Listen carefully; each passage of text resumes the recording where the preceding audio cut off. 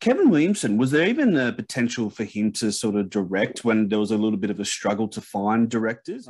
We weren't sure about having Kevin direct the movie, but before we could even discuss whether we could have Kevin direct Scream or anything else, we have to know, can this guy direct? So we gave him some money. He picked, or I don't think we picked it because I don't remember that conversation. It could be, but maybe I'm wrong. I think Kevin picked the bathroom scene from Scream. And I always bring up the Halloween mask because it just shows that we were serious about this. Wasn't like, all right, let this guy direct something. Like we're giving him the best that we have. We had done Halloween 6 and the Michael Myers mask was in the closet in my office. So when Kevin needed a mask, because there was no Ghostface mask yet, he needed a mask. I said to him, "Do you want to use the Halloween mask?" So in the test scene that he directed, he uses the mask from Halloween. And to put like the period on this story, because I guess the obvious next question is, was the scene he directed any good? And the answer is yes. Kevin did a really good job directing that scene. We had no issues, complaints, or whatever, but Wes Craven said yes. And I guess was that ever filmed, or that was just in front of executives? No, he filmed it. We had a great editor. I believe we had one of the editors we used a lot for the Miramax side of things. Cut it together with Kevin. I have no idea where that is. Miramax has been sold a bunch of times, so I don't know where that footage is. I imagine Kevin has a copy of it somewhere. He did a really good job, but that was real. He shot the scene. I don't know. I wasn't out in LA when he shot it, so I don't know where he did it. But it definitely told us Kevin can direct a movie. He's the guy's so talented. I mean, he's special.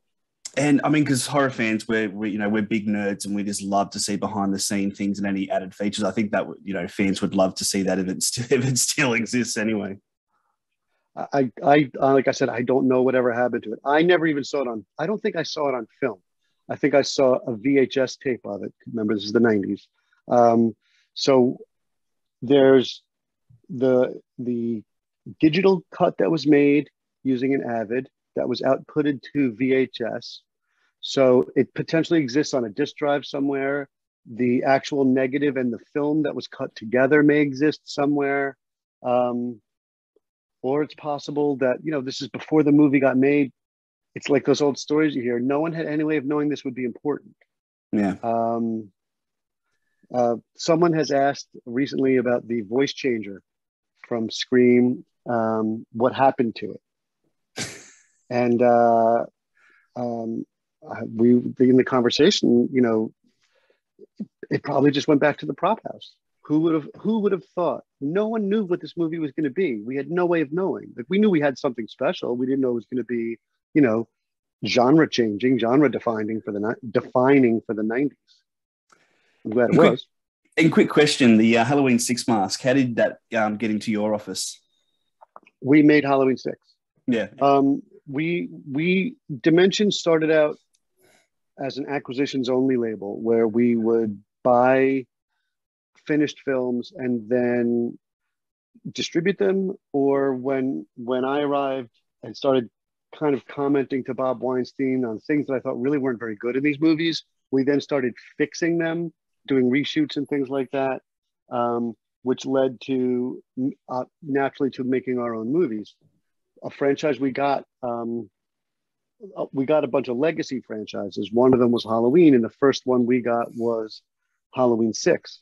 So when that movie ended, somehow the prop mask, it's called the hero mask.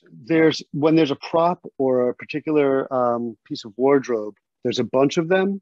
And then there's one that will be called the hero one. The hero one is the one you see most of the time.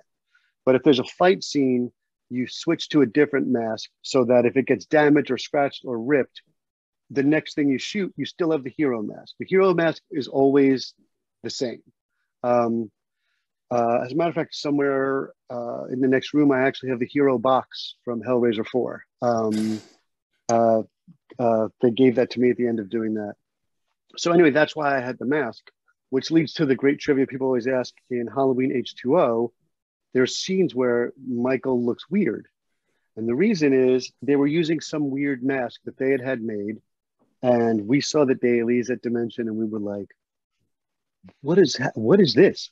What mask is this? So we called the production and said, what mask are you using? And whoever we were talking to said, well, we couldn't find the original mask.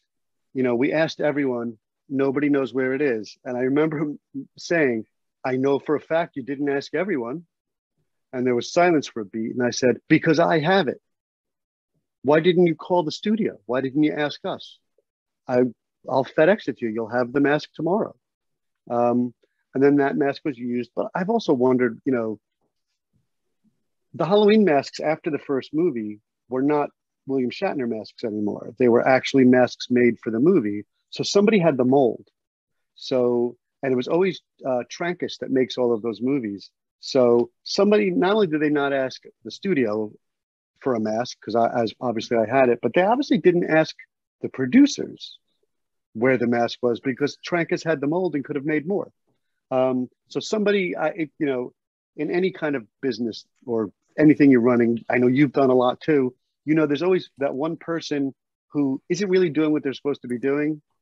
And so somebody never checked. Somebody didn't look for the mask and just reported that they couldn't find it. That's what really happened there.